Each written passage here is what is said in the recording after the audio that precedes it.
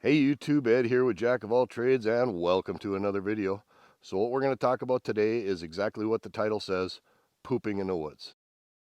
Now, this is not something that a lot of people are comfortable discussing, and it even might produce some giggles, especially if you're in a second grade classroom.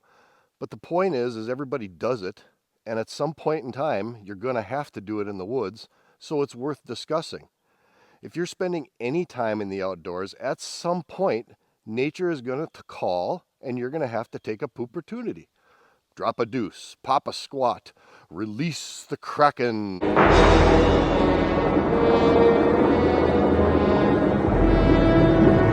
See a man about a horse, clear the pipes, build a log cabin, torque one off, relieve yourself, lay some cable, cut a cigar, drop a bomb, take it, whatever you want to call it. I promise you, if you're spending time hunting, fishing, camping, hiking, or anything in the outdoors, at some point in time, you are going to have to download some software. So let's take a few moments today. Let's discuss how to safely and ecologically have a bowel movement in the woods.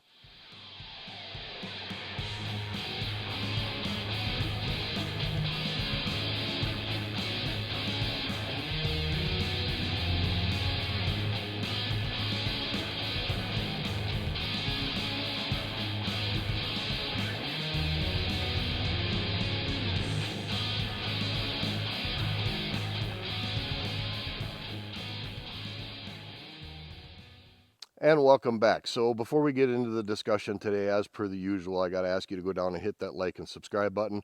Make sure you ring that notification bell so you get notified of upcoming videos. And if you got any questions or concerns or anything, hit me up in the comments section. I really do enjoy interacting with you folks in the comments section. So, as of recently, and when I say recently, I say about the past 10 or 12 years, there has been a trend of people who are starting to do more camping, tent camping, backpacking and hiking. Square drop and teardrop campers are oftentimes a thing, and people like to go out and do boondocking or dispersed camping. But when they do these or decide they're going to do these activities, they don't think of everything on their first time out sometimes. And one of the major things that you got to concern yourself with is how are you going to relieve yourself when you're out doing these activities? It always amazes me in the number of people who plan to start these kinds of activities and then they don't plan on how they're going to take care of their personal business while they're afield. It is going to happen, so you better plan on doing some paperwork while you're enjoying the outdoors. So today let's talk about how you're going to lay a stink pickle while you're in the woods. Okay, before we get too far into this discussion, let's just talk a little bit about poo etiquette. And the first thing is when you do that, just don't leave it on the ground there for somebody to see. That's just plain gross. At least try to bury it, pack it out with you like you do your doggy bags, whatever, things of that effect, or at least at a bare minimum, try to cover it up. Second off, try to be private about it. Nobody wants to see you making room for lunch. Don't poo on the trail. Don't poo near where people can see you. Try to step off the trail, find a secluded spot, and liquidate your assets there. And finally, don't unload your timber near a water source. A lot of these water sources, lakes, rivers, and streams, are actually water sources for local community, and the last thing anybody wants you to be doing is stocking the lake with brown trout. All right, there's two kinds of situations that we need to talk about here, and the first one that we're going to talk about is the unplanned poo, the code brown. It happens to everybody. It sneaks up on you, and you just got to throw down some brown right then and there. What can you do to help make those situations a little more tolerable? Well, the first thing you need to do is be a little bit prepared. I always have a roll of TP with me. There's a roll in my truck. If I'm out hunting, I have a roll in my backpack. Have a roll of TP or something like that with you so you can take care of your cleanup. Nobody wants to have to sacrifice a sock or a t-shirt to the cause, but anybody who's been out hunting or fishing or things like that has had to do just exactly that at some point in time. And finally, once it's all said and done, go ahead and try to cover it up or bury it so that somebody else doesn't happen along it. Once again, going back to the poo etiquette, that's just simply gross. So ending with the code brown contingency, it's that emergency situation and you just absolutely have to go, and right now, if you have a vehicle, there's something you can do with your vehicle to help you out with that situation. It's very, very simple. You just open up the door, back yourself in, wedge yourself in between the door and the rocker panel, and take care of your business. Now I have running boards here. There may or may not be some cleanup after the fact, but the point is is you have a nice stable platform to sit here and take care of your personal business. And I could sit here for quite some time if I needed to. It is actually more comfortable than it looks. And the second situation is the planned poo. You're at your campsite, you know where you're going to be, and you have time to prepare for it. What are some things to consider before you need to take a growler? Well, the first thing you have to do is you have to recon your site. You're going to want to walk 70 to 75 steps, or roughly around 200 feet away from your campsite, for a couple of reasons. You want to keep your campsite fairly sanitary, and you don't want to be smelling it or seeing it when it's happening, especially if you're camping with other people. Once again, don't recon a site that's near water. You don't want to be doing that in a water source. You want to consider some privacy. Try to have some trees or bushes around you that can kind of conceal you between you and your campsite. And finally, you're going to want to find a spot that's got loose soil or soil that's easy to dig so that you can take and bury your waste when it's all said and done. All right, let's talk about some necessities. And the first thing we need to talk about is you're going to need a shovel. In all of these situations, a shovel is going to be needed. This is a little mini round nose shovel. You can pick these up at Harbor Freight. They cost about $10. They're super small. You can see it's only about 18, 20 inches long. They don't take up a lot of room, and if you've got a teardrop or a square drop camper, these are actually really handy. You can also, at Harbor Freight, get a Badland folding shovel. This shovel folds up. It's very easy to use. It's very compact, and it's actually not a bad deal at $15, once again, from Harbor Freight. Just whatever you do, make sure you get a metal shovel. Don't get some little cheap plastic garden trawl or something like that. I guarantee you that you're going to break that thing off the first time that you have to dig in any kind of challenging soil. Second off, cleanup. Toilet paper is the best because you can actually leave toilet paper afield. If you're doing a cat hole or something like that, you can actually leave toilet paper in the cat hole. Wipes are good. I mean, you've got dude wipes, combat wipes, any number of these kinds of wipes that are really, really good for cleanup. The problem with wipes is you do have to pack them out with you. You never, ever, ever leave wipes in the field. Even when they say 100% natural fibers or biodegradable, they're not talking about leaving them in the field. They're actually talking about if you are in a landfill or a sewage lagoon or a septic system or something of that effect. So if you are going to use wipes, plan to pack these things out with you. If you don't have wipes or toilet paper and it is an emergency situation and you plan to use the foliage that's around, make doggone sure you know what that foliage is and that it's not poisonous. I've never had this happen to me, but I can't imagine that poison ivy down in those areas is anything but uncomfortable. And lastly, rubber gloves. That's something that you can get fairly inexpensively. Once again, you can get those at Harbor Freight.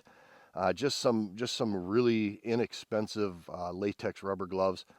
Because if you do have to be in an area where you have to pack out things like this, it's nice to have those rubber gloves on just to keep your hands sanitary, along with obviously some hand sanitizer.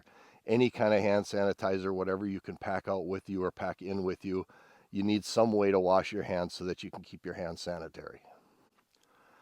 All right, so let's talk about a couple of different methods while you're out in the campsite. The first and easiest one is a cat hole, but the first thing you need to do before go digging a cat hole is to verify that a cat hole is actually legal where you are. There are several national parks, state parks, things of that effect where cat hole digging is not authorized. You can't do it. So in those situations, yes, you are packing it out with you.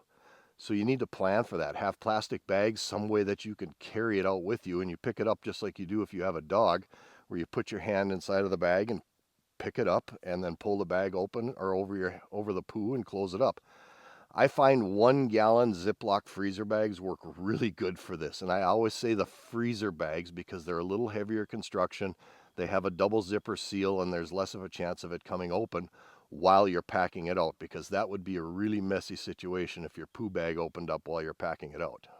So when you dig a cat hole, you want to dig a cat hole at least 6 inches deep, and you want to do it beforehand. You want to do your cat hole digging before you need it. The last thing you want to do is to have it peaking and then you're standing there with a shovel in your hand trying to dig a hole. That's just not very comfortable and you don't want to do that. So dig it ahead of time, and you want to dig it at least 6 inches deep. Now, I don't go for 6 inches. I go for more like a foot. I prefer it the deeper the better. That's just my opinion. And then the other reason is for that, a lot of times I will use the same cat hole twice. Now, I'll never use it more than twice, but I will use it twice because you don't want to super concentrate that human waste into one spot. But if you dig it a foot deep, you use the cat hole, put 2-3 inches of dirt on top of it, and then you can reuse it again the next day and then just cover it up altogether. That's the way I prefer to do it. That's probably going to ruffle a few feathers because a lot of people say you shouldn't do that. I don't see any problem with using a cat hole twice. Additionally, when you're using a cat hole, only use toilet paper. Don't ever use wipes or anything like that because once again, you need to pack your wipes out. So if you're planning on doing a cat hole, make sure you use toilet paper because toilet paper can be left in the cat hole and it will degrade very easily. And finally, if you are doing a cat hole type situation, you are obviously going to be doing something reminiscent to a squat. Now, if you're older like I am, my legs are not capable of holding my weight for long periods of time. I can do it for a little while, but it better be ready. So squatting can sometimes be a little uncomfortable. And again, you need to plan for this. And there are some ways you can do it. Now, there's your basic squat and hover, and I'm not going to do it here for you, but I'll post a picture. This is just your basic situation. Doesn't require anything special other than to dig a hole. You can also use a tree. So a lot of times you can put your back up against a tree and kind of help support the weight of your legs by using a tree, and that works really, really well. Another way that you can use a tree is you can grab onto a tree like this, and you can, some people call it the tripod, other people call it the pole dancer move, but you can actually grab onto the tree and help support your weight that way. If you have a good overhanging branch, you could sometimes hang off of the branch and help you to hold your weight up, but a tree can oftentimes help. You can also hang your backside over a log, and this requires a little bit of preparation, a little bit of searching, to be honest with you, because to find that log at the right height can be very, very difficult, but they are out there, and that is actually a really good way to do it because then you can sit in a far more comfortable position and put all of your weight on that log. But let me give you a little piece of advice. If you do that over a log, or if you do use a log to do that, make sure that the log is not rotten and full of ants, because that is very unpleasant. Ask me how I know. There is also a product out there called the Krapp Strapp, and no, I am not making this up. This is actually something that you can buy on the internet. This is made by a company called Airboss Motion Decoys, and this would be a really good time to mention Airboss Motion Decoys because they did send me this for free so that I could show it to you and demo it to you and let you know what it's all about. But Airboss Motion Decoys makes a lot of waterfowl decoys. They make some hunting necessities such as the Krapp Strap. They've got a product called the Tether that you can put your cell phone in and you can wrap it around your neck so you don't lose your cell phone. They have deer hunting attractants and things like that. They've got a whole plethora of things. But quite obviously, the primary base of their business is waterfowl decoys. So I encourage you, if you're a waterfowl hunter, or if you're just a hunter in general who need necessities or need things like the Krapp Strap, to go check out their website.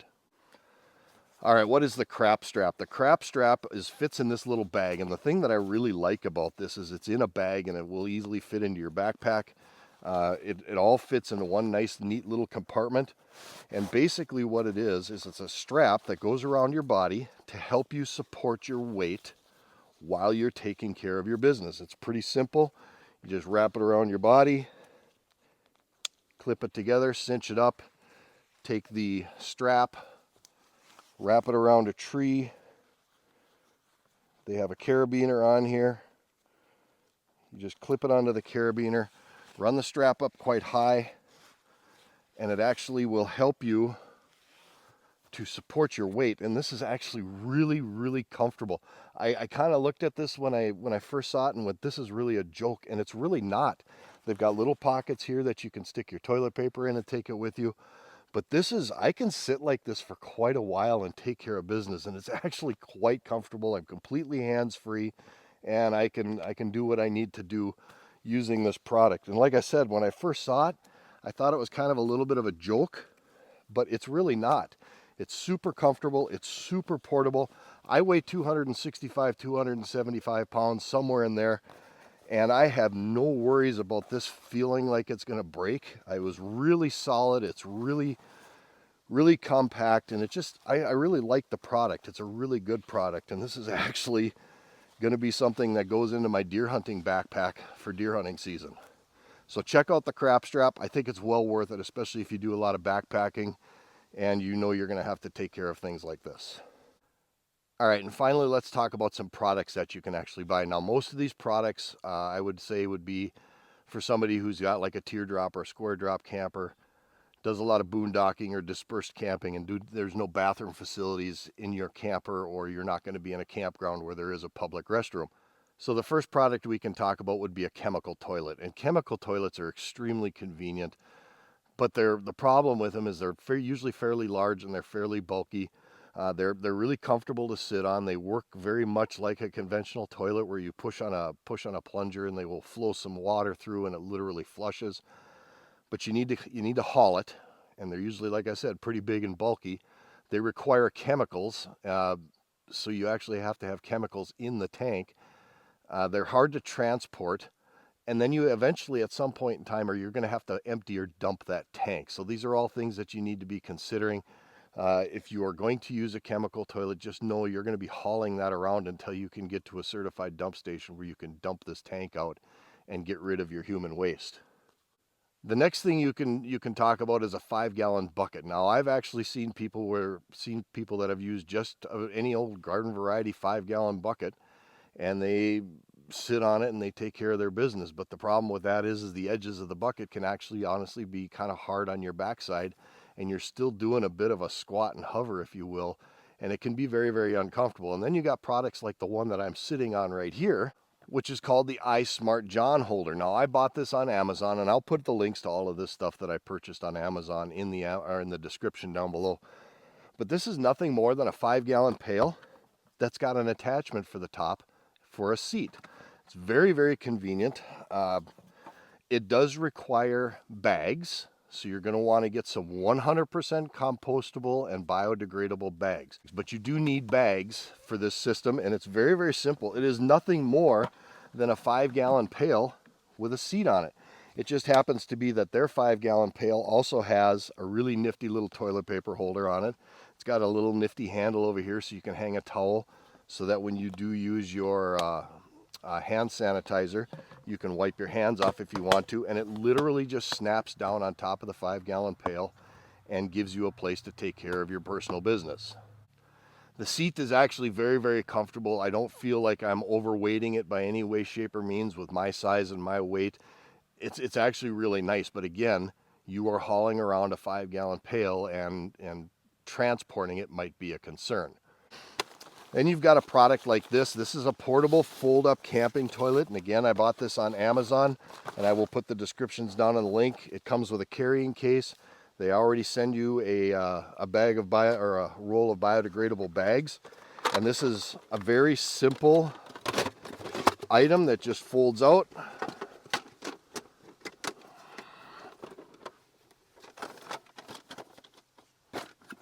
And it turns into a toilet seat.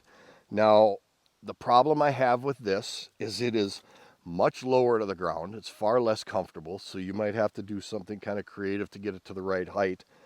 It's a little on the flimsy side. If you're a 300-pounder or even a 275-pounder like I am, yeah, maybe not. You might not want to be putting your full weight on it, but it is very, very portable, and it is very, very handy, and it does fold up into a nice, neat little package. Again, it requires bags. This actually isn't a Brad product. It just seems like it's a little bit light for my taste, and I personally would prefer something that's a little more heavy duty, but it is a nice, viable option. And it is, like I said, it's also a little lower than I would like it to be. And the fact that it folds up into a nice, neat little package when it's all said and done is actually quite handy and makes it quite easy to transport. It is a little bit of a jigsaw puzzle to get folded back up, but once you figure it out, it's not too terribly bad. And the third and final product that I found on Amazon that I thought was fairly noteworthy is an actual fold-up stool. Again, it's very handy to carry. It's not quite as compact as the last one, but it is fold up. It does deploy fairly easy. It gives you a very nice stable base to sit on, and it actually is fairly comfortable, and I don't, again, feel like I'm overweighting this thing by any means. Once again, it does require bags, which is fine. The only thing that I don't like about this system is that it has metal parts, and metal parts have a tendency to corrode, and so therefore it's not high on my list. I much prefer the 5-gallon pail over all three of these systems. And the fourth and final system that I'm going to talk to you about today, which I do not have here today, is a receiver hitch toilet seat. And this is actually a toilet seat that fits into the receiver hitch of your pickup. Now, I don't have it here today because they are stupidly expensive. I have yet to find one for less than $100, so they're extremely expensive. And they also very much go against poo etiquette, because if you're sliding it into the receiver hitch of your vehicle, where is your vehicle generally located? It's either located in your campsite or on a trail somewhere, and it completely goes against all poo etiquette. So the receiver hitch seat is not something that I am willing to say that would be a good, viable system. I guess if you want to, that's up to you, but it's not something that I like. Alright, so let's go ahead and wrap this video up. Now, I hope you found this video at least semi-useful and entertaining, and maybe it gave you some ideas on what you can do while you're in the field. I've actually had people ask me these questions. You know, they say, oh, you were in the military, what did you do? And I said, well, I walk over to the Porta-John and I'd use it, because we'd always have Porta-Johns. But it begs to answer the question, what do you do when you're in the field and you have to take care of personal business, which was the concept of this video. So I hope it was useful for you, and I hope you found it at least semi-entertaining. And as always, if you did find this video useful and entertaining, please go down and hit that like and subscribe button down below. Make sure you ring that notification bell so you get notified of upcoming videos. And hit me with those comments. I really do like the comments and talking with you guys on the comments section. With that, this is Ed from Jack of All Trades. As always, thank you to my longtime subscribers. Thank you to everybody who watched this video, and we will see you on the next video.